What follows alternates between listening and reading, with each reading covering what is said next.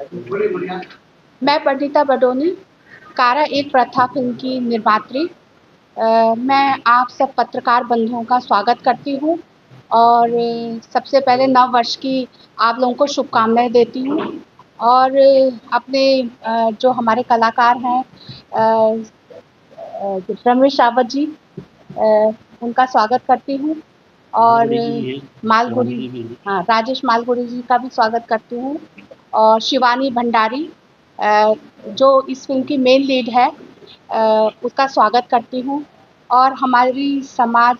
सेविकाएं आई हैं, कुसुम दीदी, कुसुम जोशी दीदी और उषा डोभाल जी, इनका स्वागत करती हूँ। और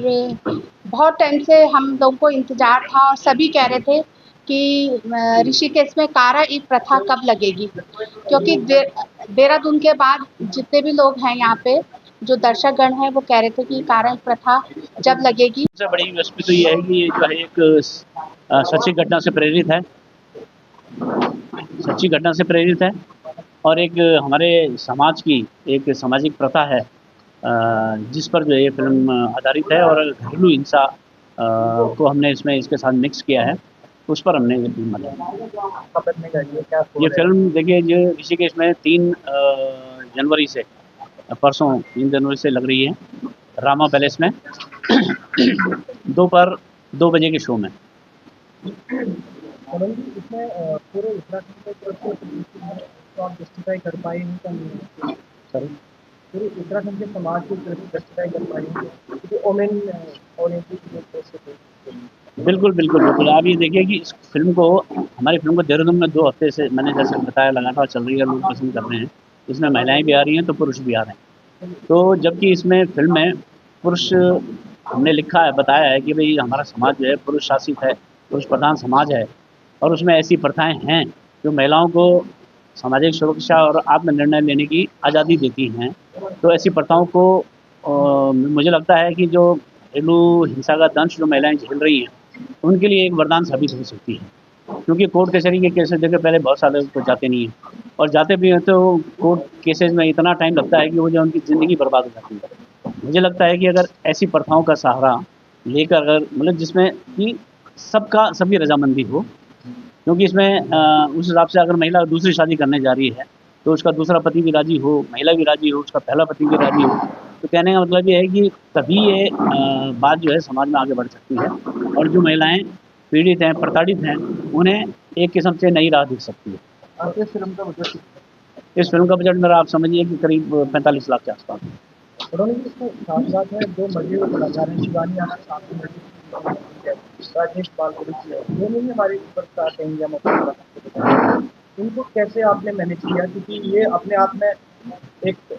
यूनिवर्सिटी है, सस्ता है देखा जाए, एक्सपीरियंस के साथ जो एक्टर देखा है आपने। जी जी, देखिए ऐसा है मेरी फिल्म में, मैं आपको बताऊँ ये तो आजकल राजेश जी और शिवानी जी लगभग हर फिल्म में आए रही हैं। यहाँ पे हमारे साथ रमेश रावत जी भी बैठे हैं, आप भी लगभग हर दूसरी फिल्म में आते ही हैं। तो इनके अलावा भी और भी जो आर्टिस्ट हैं वो सारे तजुर्बेकार इस फील्ड के मजे हुए कलाकार हैं और मैं सही बताऊँ आपको, देखिए क्योंकि मैं बहुत टाइम बाद जो है इस फील्ड में री एंट्री मैंने करी है, लेकिन जितने भी मेरे कलाकार साथी थे आप यकीन मानिएगा, मैंने एक बार फ़ोन किया, मैंने इनको रोल बताया, रोल मैंने जो उनकी जो पर्सनालिटी है उसके हिसाब से मैंने कैरेक्टर इनको दिए हैं, लेकिन मैंने इन्हें जब बताया तो किसी ने भी मेरे से दूसरी बार ये नहीं कहा कि भाई कोई भी जो बातें होती हैं इसमें, सब ने पहली बार में ही हाँ कहा। हाँ, ये ज़रूर है कि हमारे रमेश रावत जो है थोड़ा झिझक रहे थे, जो कैरेक्टर नेगेटिव कैरेक्टर कर रहे हैं, लेकिन आप फिल्म देखेंगे तो आप पाएंगे कि बाकमाल क्या अभिनय किया है सभी लोगों ने। इसलिए मैं ये कहना चाहूँगा कि मुझे देखिए कोई परेशानी नहीं हुई, बहुत सपोर्ट मिला मुझे और सारे कलाकारों ने अपना बेस्ट किया। सॉन्ग नहीं है, ये इस तरह से फिल्म के तो मेन एलिमेंट्स है, तो कैसे लगा? मैंने देखिए आपसे पहले ही कहा था कि ये इसको आप जो है ना ऑफ-बीट फिल्म की कैटेगरी में रख सकते हैं। आजकल देश में भी ऑफ-बीट फिल्में नहीं बन रही हैं और ऐसी फिल्म जिसमें हीरो ना हो, लव सॉन्ग ना हो, लव सीन्स ना हो और उसके बाद 3 घंटे तक दर्शकों को बांधे रखना, इसके लिए हमने एक्स्ट्रा प्रयास नहीं किया। हमारी फिल्म की जो कहानी है, हमारी जो स्क्रिप्ट है, जो स्क्रीन प्ले है, वो इतना कसा हुआ है कि आप जब पहले सीन से जुड़ेंगे तो आप एंड तक भी आप बैठे रहते हैं ऐसे हॉल में। आपको अब कई लोगों ने ये कहा कि पहले तो ये कहा कि भाई इसमें इंटरवल क्यों आया, है जी, देहरादून में इंटरवल क्यों आया। फिर वो जब एंड होता है तो कहते हैं यार कि यार पता नहीं चला 3 घंटे पूरे हो गए पिक्चर के। तो कहने का मतलब ये है कि कलाकारों का हमारी फिल्म की जो हमने लिखा है उसके हिसाब से फिर हमने अपने पात्रों का चयन किया है, फिर उसके बाद उन कलाकारों का बेहतरीन अभिनय और जो फिल्म का ओवरऑल जो होता है, आप देखिए कि हमारी फिल्म के जो वो हैं डीओपी हैं, ये सारांश बडोनी हमारे बेटे ही हैं और डीओपी भी हैं और एडिटर भी हैं फिल्म के। और जो टीआई वर्क होता है फिल्म में, एक जिसके लिए हमारे साथी लोग जो बॉम्बे जाया करते हैं फिल्म मेकर्स, वो डीआई का सारा काम इन्होंने यहीं देहरादून में ही किया है। तो ये भी एक बड़ी भारी उपलब्धि है कि भाई आपको जो है बाहर नहीं जाना पड़ रहा है, यहीं आपको देहरादून में सारी चीज़ें उपलब्ध हो रही हैं। इसके अलावा जो हमारा बैकग्राउंड म्यूजिक है फिल्म का, वो भी एक बहुत बड़ी यूएसपी है फिल्म की। तो कहने का मतलब मैं इसलिए आप सबको आमंत्रित कर रहा हूँ फिल्म देखने के लिए कि आप लोगों को, आप जैसे जो बुद्धि ये जो हमारे समाज के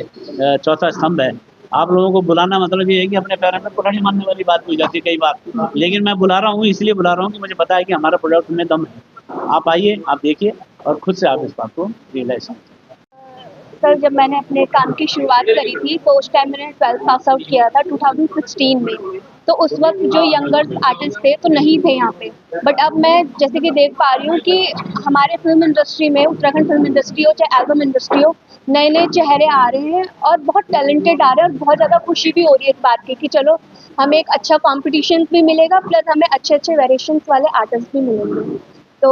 उससे क्या होता है कि जो हमारे जनरेशन के आर्टिस्ट आएंगे तो उससे जो हमारे जनरेशन की जो पब्लिक है वो भी देखने के लिए आएंगे, तो ये हमारे लिए बहुत बेनिफिट की बात है। उसमें पिक्चरें करी आपने अंदर वाली, उसमें क्या खास लगा आपको एक अभिनेता के तौर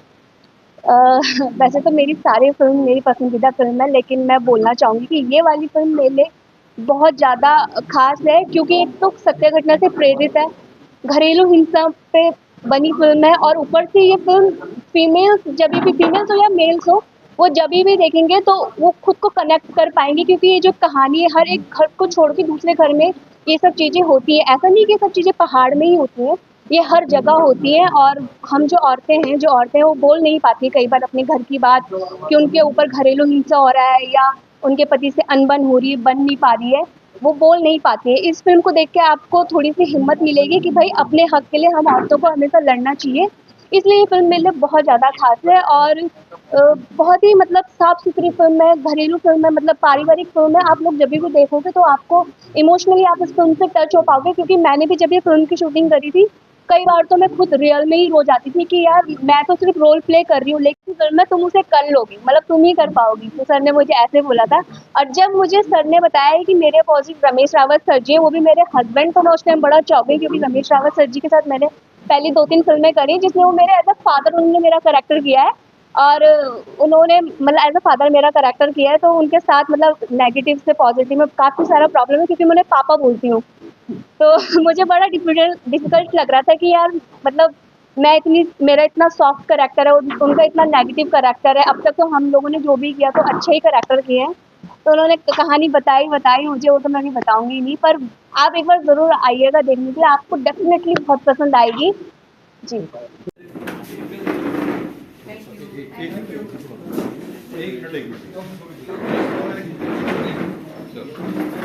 आ जाओ।